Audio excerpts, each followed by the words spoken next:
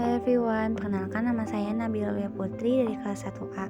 Di sini saya akan menjelaskan tentang AAS dan ICP. Simak ya. Nah, yang pertama itu ada AAS. Apa sih AAS itu? Atomic Absorption Spectrophotometry atau spektrofotometri serapan atom adalah teknik analisis kimia yang menggunakan prinsip penyerapan cahaya oleh atom-atom bebas dalam keadaan dasar. Teknik ini digunakan untuk mengidentifikasi dan mengukur konsentrasi unsur-unsur logam dalam sampel larutan. AAS bekerja dengan memanaskan sampel hingga menjadi gas atau uap yang mengandung atom-atom bebas. Cahaya dari lampu atom unsur yang spesifik dipancarkan melalui sampel yang telah diatomisasi. Atom-atom unsur dalam sampel menyerap cahaya pada panjang gelombang yang sesuai dengan sifat atom tersebut. Intensitas cahaya yang diserap diukur dan dibandingkan dengan intensitas cahaya melewati sampel kosong. Perbedaan intensitas ini memberikan informasi tentang konsentrasi unsur dalam sampel. Selanjutnya ada bagian alat AAS. Pertama ada lampu katoda berongga, berfungsi sebagai sumber cahaya untuk memberikan energi sehingga unsur logam yang akan diuji akan mudah tereksitasi. Yang kedua ada ruang pengkabutan, berfungsi untuk membentuk campuran yang homogen antara gas oksidan, bahan bakar, dan aerosol yang mengandung contoh sebelum memasuki burner. Selanjutnya ada burner, berfungsi memberikan keadaan atom dasar yang stabil. Selanjutnya ada monokromator dan celah atau peralatan optik, berfungsi untuk mengisolir suatu resonansi dari sekian banyak spektrum yang dihasilkan oleh lampu katoda berongga. Selanjutnya ada detektor, fungsinya untuk mengubah energi radiasi yang jatuh pada detektor menjadi sinyal listrik atau perubahan panas. Penggunaan alat AAS: pertama, gas dibuka terlebih dahulu, kemudian kompresor, lalu ducting, main unit, dan komputer secara berurutan. Yang kedua, dibuka program SAA, kemudian muncul perintah apakah ingin mengganti lampu katoda. Jika ingin mengganti, klik yes, dan jika tidak, no. Yang ketiga, dipilih yes untuk masuk ke menu individual command, dimasukkan nomor lampu katoda yang dipasang ke dalam kotak dialog. Kemudian diklik stop, kemudian soket lampu katoda akan berputar menuju posisi paling atas supaya lampu katoda yang baru dapat diganti atau ditambahkan dengan mudah. Selanjutnya dipilih nomor jika tidak ingin mengganti lampu katoda yang baru. Lalu pada program SAS 3.0 dipilih menu select element and working mode. Dipilih unsur yang akan dianalisis dengan mengklik langsung pada simbol unsur yang diinginkan. Jika telah selesai, klik OK. Kemudian muncul tampilan condition setting. Lalu diatur parameter yang dianalisis dengan men-setting full flow 1,2 measurement contraction number of sample 2 unit contraction ppm. Selanjutnya diklik OK and stop, ditunggu hingga selesai warning up.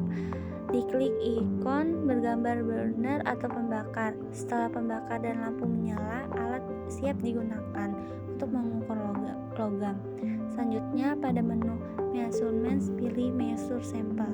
Selanjutnya ada kalibrasi AAS. Pada umumnya dapat dilakukan berdasarkan beberapa parameter penting. Yang pertama, akurasi panjang gelombang dilakukan dengan menggunakan holocaust lamp sesuai instruksi kerja pabrikan seperti arsen, tembaga, natrium, kalium, dan juga merkuri. Yang kedua ada sensitivitas dan presisi absorbansi dengan menggunakan larutan standar yang berbeda-beda tergantung jenis AAS yang digunakan. Seperti larutan standar tembaga digunakan untuk AAS nyala dan juga AAS tungku karbon. Sedangkan larutan standar arsen digunakan untuk AAS generator uap hidrida. Selanjutnya ada troubleshooting jika muncul error atau no pack found. Pertama, pastikan optimasi lampu katoda telah dilakukan. Kedua, pastikan furnace telah diatur sehingga sinar lampu katoda dapat termasuk ke dalam furnace dan grafit tube tanpa terhalang. Yang ketiga, pastikan grafit tube tidak pecah di dalam furnace. Yang keempat, pastikan sel pada vapor atau hydrate system telah diatur sehingga sinar lampu katoda masuk ke dalam sel tanpa terhalang. kelima, pastikan bonek tidak menghalangi sinar lampu katoda. Pembacaan data hasil analisis AAS. Langkah-langkah yang pertama itu menyiapkan larutan standar, yang kedua preparasi sampel, yang ketiga memilih garis resonansi, yang keempat optimasi kondisi alat, yang kelima membaca absorbansi larutan standar, yang keenam membaca absorbansi larutan sampel, dan terakhir menginterpolasi larutan linear absorbansi sampel pada kurva. Nah, selanjutnya ada ICP. Apa sih ICP itu? ICP atau Inductively Coupled Plasma yaitu sebuah teknik analisis yang menggunakan plasma sebagai sumber energi untuk mendeteksi dan mengukur konsentrasi unsur-unsur dalam satu sampel. Plasma adalah gas yang dipanaskan hingga suhu sangat tinggi sehingga atom-atomnya terionisasi dan memancarkan cahaya pada panjang gelombang tertentu. Cahaya ini kemudian diukur oleh spektrometer untuk menentukan jenis dan jumlah unsur yang ada dalam sampel. ICP dapat digunakan untuk menganalisis lebih dari 90% unsur dalam tabel periodik, termasuk logam alkali, logam transisi, dan unsur tanah jarang. ICP juga dapat digunakan untuk mengetahui informasi tentang kelimpahan dan perbandingan isotop dan dari unsur-unsur. Bagian dan fungsi ICP ada plasma, sebuah gas terionisasi. Ketika obor dinyalakan medan magnet yang kuat. Ada medan magnet, medan vektor yang dapat memberikan suatu gaya magnet pada muatan listrik bergerak dan pada dipol magnetik. Lalu ada pompa peristaltik, yaitu jenis pompa perpindahan positif digunakan untuk memompa berbagai cairan. Lalu ada nebulizer yang berfungsi untuk mengubah cairan sampel menjadi aerosol. Lalu ada spray chamber untuk mentransportasikan aerosol ke plasma. Pada spray chamber ini, aerosol mengalami desolvasi atau volatilizasi, yaitu proses penghilangan pelarut sehingga didapatkan aerosol kering yang bentuknya telah seragam. Lalu ada RF generator atau alat yang menyediakan tegangan 200 sampai 1500 watt untuk menyalakan plasma dengan argon sebagai sumber gasnya. Lalu ada difraksi kisi, yaitu komponen optik dengan pala yang teratur yang terbagi menjadi beberapa sinar cahaya perjalanan di arah yang berbeda, di mana ia dipisahkan menjadi komponen-komponen radiasi dalam spektrofotometer optik.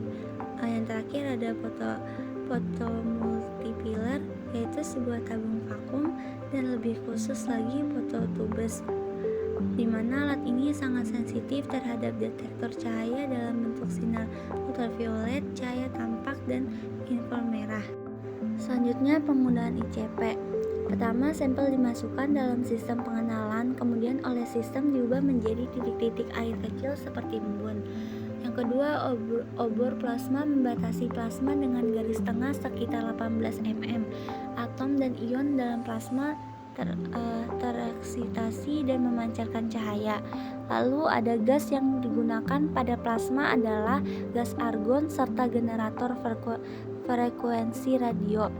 Lalu ada atom atau ion yang tereksitasi kemudian memancarkan sinar pada panjang gelombang tertentu sesuai komposisi sampel.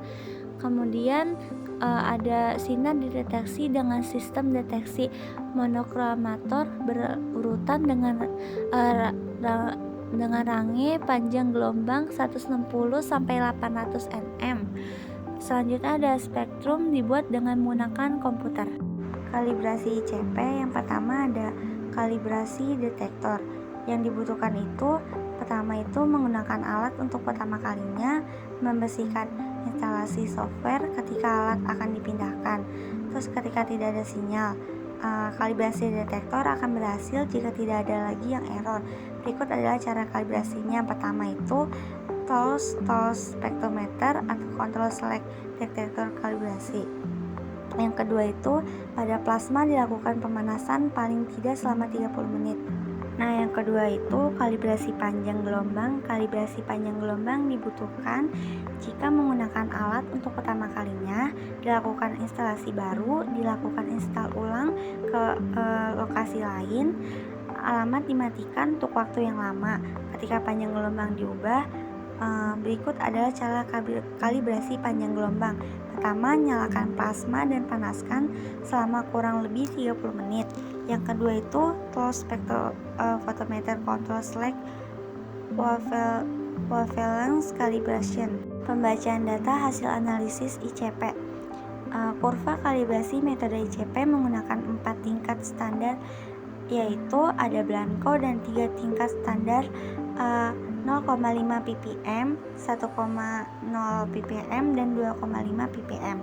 Pengukuran absorban setiap standar dilakukan 2 kali atau duplo dengan hasil pengukuran jika pada tabel besaran RSD atau Relative Standard Deviation pada Blanco memang mencapai 79%, namun demikian hal ini diakibatkan oleh kandungan Ni yang hampir tidak ada, sehingga perubahan pembacaan sedikit dapat langsung menaikkan nilai standar deviasi. Cukup sekian pemaparan dari saya. Wabillahi taufiq walhidayah. Wassalamualaikum warahmatullahi wabarakatuh.